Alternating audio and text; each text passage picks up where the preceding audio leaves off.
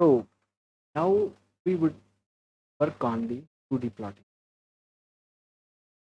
In this example, we will see how we can plot a simple array on x-axis and y-axis, and how we can apply different kind of settings grid on discussed. So let's start. Let me define an array, a row vector with the amplitudes of I will be using it as y-axis. For your convenience, I will write it as a y. 4, 5, 6, 9, and 8, 7, 6, 5. So as you can see here, I have row 3, 3, 11 elements. So on x-axis, I will have to define our vector with 11 elements. So I will start it from 0 and put colon into 11. What it will do, it will initialize this vector from 0, then with the step of 1, with the step value of 1, I put a colon here and kind of value 0.1, let's suppose. So it will adjust a step size of 0.1. It will take it as 0, 0.1, 0.2, 0.3, 0.4, and up to so on, and up to 10. And the ending point of this is 0 will be the starting point, 0.1 will be the step size, and 10 will be the ending. But here I would like to keep it the step size of 1. So what this array will give us, let's have the outputs of it. So when I run this on the command window, I can see that y starts from 4 and on the 4 as we described, and x starts from the 0, then 1, 2, 3, 4, 5, and up to 10. It goes up to 10. So for simple continuous plot, we can use the plot command. So I will insert the command as plot argument 1. The argument 1 is for x-axis. As you can see in this hint, it is asking for the x-axis. So I have defined the x-axis values as the variable x. So I will use x comma y and run this code. Here you can see a figure 1 has propped up, and it is displaying our graph with the x-axis values starting from 0 to 10 and y-axis values as per the range we defined. But there are many deficiencies in this graph. There is no title to this graph, there is no y-axis, there is no x-axis labeling, there is no legend. We don't know what is this graph. Grid not been performed. Line color is not very accurate. We cannot visualize it accordingly. So in next steps, we will be testing this graph. We can change this line graph. We can change the title. We can adjust the y label, grid on, and such things. So this was the case for continuous plot. What if trying to generate a discrete graph? For discrete graph, we use stem x-axis comma y-axis. So when I run this, it will show only one figure, which will be the stem one. So here you can see that in my code, I gave it two commands, one for the plot x comma y, and second one was for the stem x comma y. But when the output came, it is only displaying me the last graph, which means it has overwritten the figure 1. Figure 1 was basically for continuous plot, and for the discrete plot, I use the stem command, but at the output, it is only displaying me the this discrete graph, but not the first one.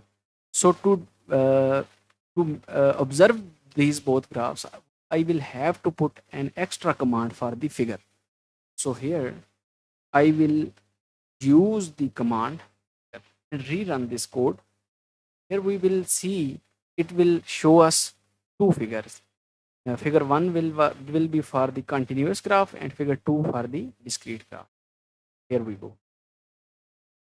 Here we can see that this figure 1 is for this plot and this figure 2 is for this stem x comma y. But there is no more detailing about this. So now we are going to put grid on it. So for grid, we will use grid miner. Grid miner will display us minor grids, and the adjacent command is grid on. Grid on. In both cases, I want these grids to be on. So now let's check what is the output.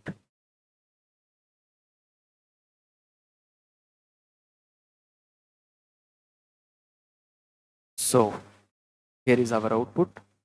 Now we can see that in our previous figures there were no grids. Now we have enabled.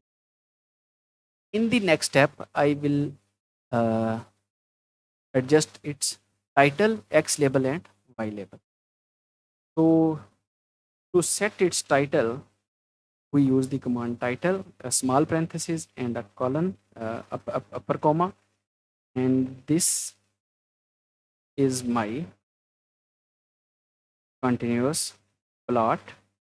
Okay, and I will say title goes as this is my discrete plot. Okay, parenthesis closed. When I rerun this code, we will see that we have successfully now the title of our graph. So in the next step, I will be working on X label and Y label.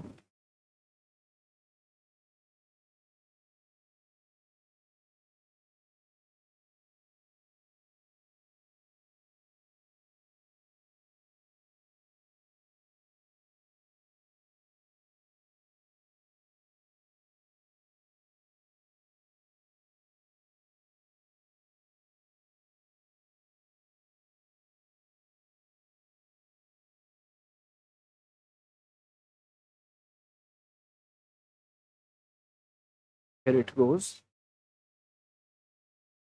Now rerun this code.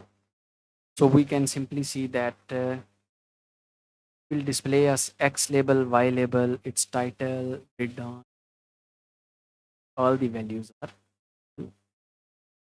very good. So we have successfully now if we want to save these figures, we want to simply save these figures. We can click this button and it will print our figures. And if we want to change these properties, change the properties of these figures, we can simply go to the legend button. It is showing the data. Legend name is here. We can move this legend as we want. And here also we want to include the color bar in it.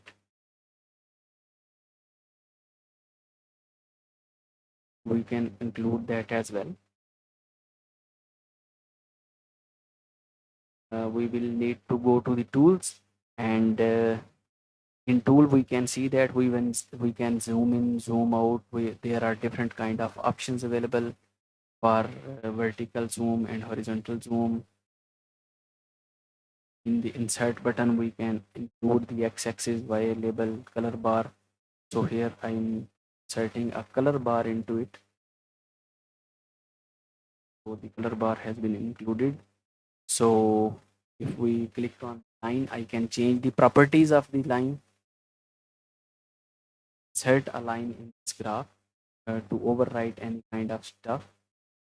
Okay, change this line as per my requirements.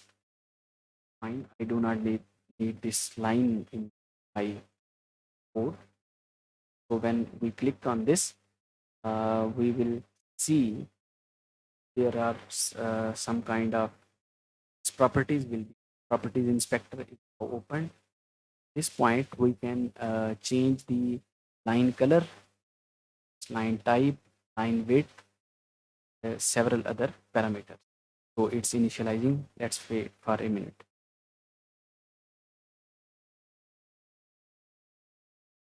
So property inspector is here. We will simply click on this and printing and exporting mouse property keyboard callback. We can all these things.